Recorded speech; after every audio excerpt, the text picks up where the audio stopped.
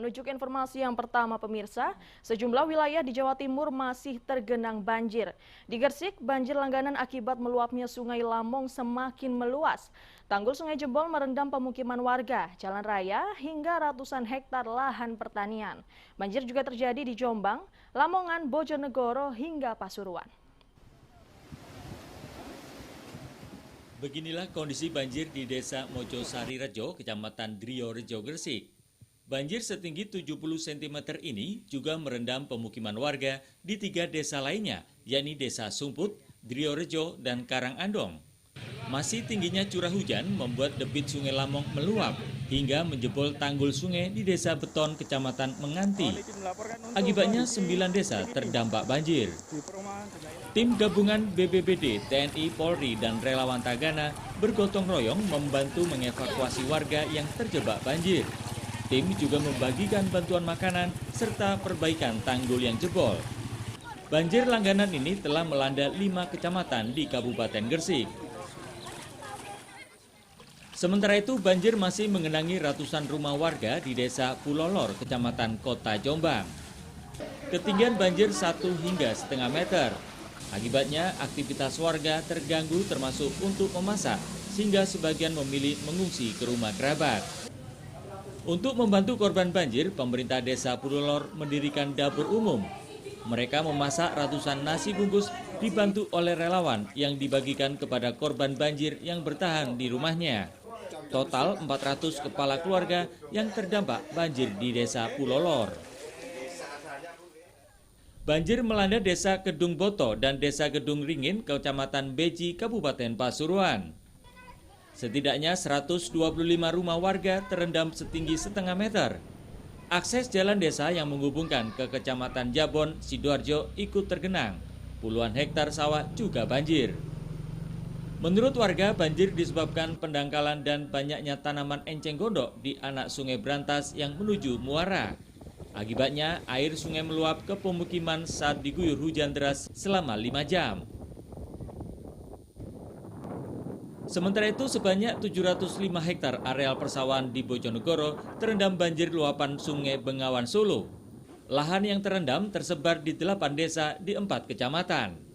Kondisi ini memaksa petani di wilayah Kecamatan Baureno melakukan panen dini agar tanaman padi tidak membusuk. Di antaranya petani di Desa Lebak Sari dan Desa Pucang Arum. Tingginya debit Sungai Bengawan Solo juga menyebabkan tanggul Kali Ingas jebol. Dari Gresik, Jombang, Pasuruan, dan Bojonegoro, tim liputan iNews melaporkan. Pemirsa, sejumlah siswa sekolah dasar di Pacitan nekat menerobos lokasi longsor dan menyeberangi sungai untuk bersekolah. Meski membahayakan, namun para siswa tetap nekat melintas sebab tidak ada jalur lain menuju ke sekolah.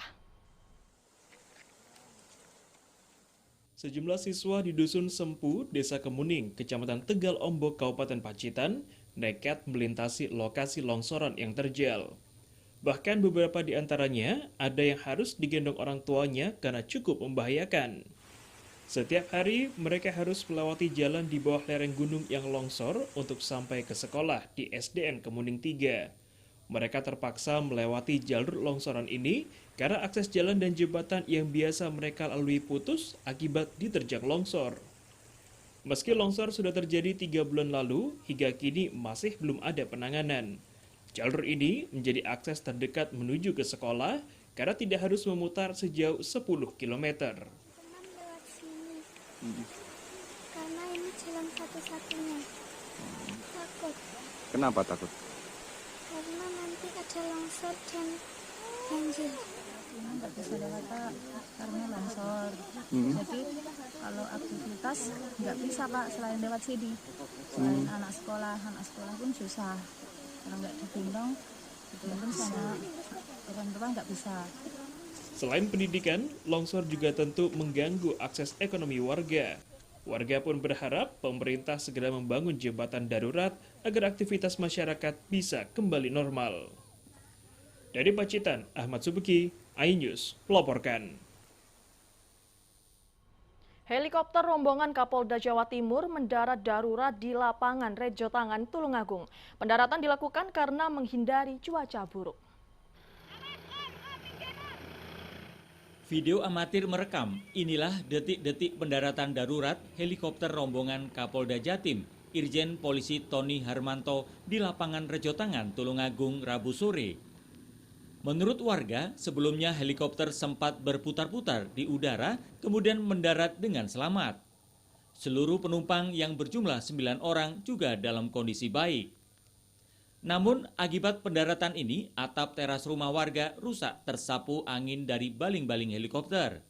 Hingga Rabu malam, helikopter masih terparkir di lapangan Rejotangan. Jadi itu pertama dari sana ke sana, terus nggak terlalu lama putar ke sana, terus ke sini mau turun di situ paling gitu.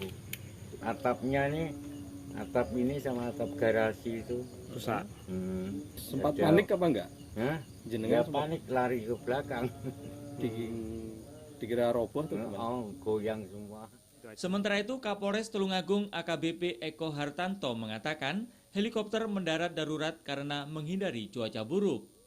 Rombongan Kapolda Jatim awalnya hendak kembali ke Surabaya usai melakukan kunjungan kerja di Pacitan. Namun karena cuaca di Tulungagung yang kurang bersahabat, pilot memutuskan untuk mendarat.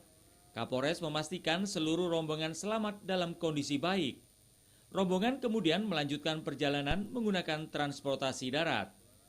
Dari Tulungagung, Anang Agus Faisal, iNews melaporkan.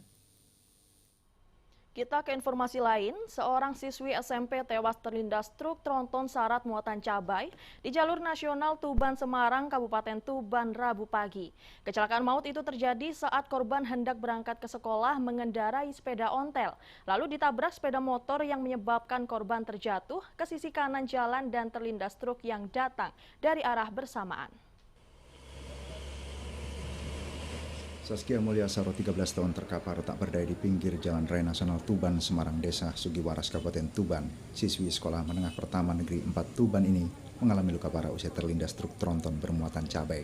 Korban yang masih hidup langsung dilarikan ke Rumah Sakit Umum Dr. Kusma Tuban. Namun luka parah menyebabkan korban mengembuskan nafas terakhir sebelum mendapat perawatan medis. Selanjutnya jasad korban dievakuasi ke kamar jenazah. Kecelakaan maut ini bermula saat korban hendak berangkat sekolah dengan mengendarai sepeda angin. Korban melaju dari arah utara ke selatan. Sesampainya di lokasi kejadian, sepeda korban ditabrak sepeda motor bernomor polisi S6980HX yang dikemudikan Tari Nisda Mawada. Tabrakan menyebabkan korban oleng jatuh ke sisi kanan. Pada saat bersamaan melaju truk tronton bernomor polisi B9311KEU yang dikemudikan Verly Nugraha. Akibatnya tubuh korban masuk kolong truk tronton dan terlindas roda belakang. Ada sepeda ontel 2 rendengan, saya di sini. Itu ada kayaknya motor tarik kenceng itu yang sama anak sekolah, kayaknya nabrak. Pas begitu nabrak saya nggak tahu lagi, udah gagrek, saya berhenti di depan. Pas saya udah lihat ke belakang udah ada korban, jadi saya nggak nyalip, cuma rendengan bareng gini udah mau lepas. Berarti terlindas bannya terkena. Bit ini akan mendahului sepeda pancal yang dikemudikan Saskia Mulyasaro. Nah, karena ruang geraknya kurang cukup ke kanan, akhirnya Bit ini menabrak dari belakang sepeda pancal Saskia tadi. Sepeda pancal ini jatuh ke kanan, kemudian saat bersamaan truk box ini berjalan dari utara ke selatan, tronton box yang dikemudikan Verly Nugraha ini berada di samping sepeda pancal yang terjatuh tadi. Pasca kejadian, unit Laka Lantas Polres Tuban langsung terjun ke lokasi kejadian untuk melakukan olah TKP dan meminta keterangan saksi-saksi. Guna kepentingan penyelidikan, seluruh kendaraan yang terlibat kecelakaan dibawa ke kantor polisi. Dari Tuban, Pipit Wibawanto, iNews melaporkan. Akibat ditabrak bus dari arah belakang pemirsa, sebuah mobil elf yang mengangkut rombongan peziarah menabrak bengkel di tepi jalan raya Kabupaten Jombang. 14 orang menderita luka-luka, 2 diantara terjepit badan mobil yang ringsek. Mobil yang mengangkut rombongan peziarah Wali Songo ini hancur setelah ditabrak bus dari belakang sehingga terdorong dan menabrak bengkel di tepi jalan raya Kabupaten Jombang pada Kamis dini hari kemarin. Akibatnya 14 penumpang menderita luka-luka, 2 diantaranya memerlukan waktu lebih untuk dievakuasi karena terjepit badan mobil yang ringsek. 2 korban yang terjepit akhirnya berhasil dievakuasi 1 jam kemudian. Kecelakaan bermula saat mobil yang ditumpangi peziarah wali itu sedang dalam perjalanan pulang dari Tuban ke arah Desa Brudu, Kecamatan Sumobito, Jombang. Pengendara mobil Elf bermaksud mengurangi laju kecepatan karena sudah mendekati tujuan. Namun tanpa diduga, dari arah belakang sebuah bus melaju dengan kecepatan tinggi dan menabrak mobil Elf hingga terdorong menabrak bengkel di tepi jalan. Ironisnya, usai kejadian tersebut, bus langsung melarikan diri. Bahwa ada kecelakaan dengan kronologi mobil masuk ke sebuah garasi rumah akibat ada dorongan dari belakang oleh kendaraan yang lain. Sementara hanya itu, Mas. Sampai TKP, apa yang dilakukan? Sampai TKP masih ada 2 korban yang terjepit. Kami coba evakuasi, kami akses, alhamdulillah sudah terakses, saat ini sudah dibawa ke rumah sakit, masih dalam kondisi hidup. Setelah berhasil dievakuasi, seluruh korban dibawa ke rumah sakit untuk mendapatkan perawatan. Petugas kini masih memburu bus yang diduga menabrak mobil para korban dari belakang. Dari Jombang, Mukhtar Bagus, iNews melaporkan. Pemirsa, akhir pekan sudah tiba. Tak perlu keluarkan dana besar untuk berwisata, karena ragam landmark luar negeri bisa Anda dapatkan di Madiun. Informasinya akan kami hadirkan usai jeda berikut.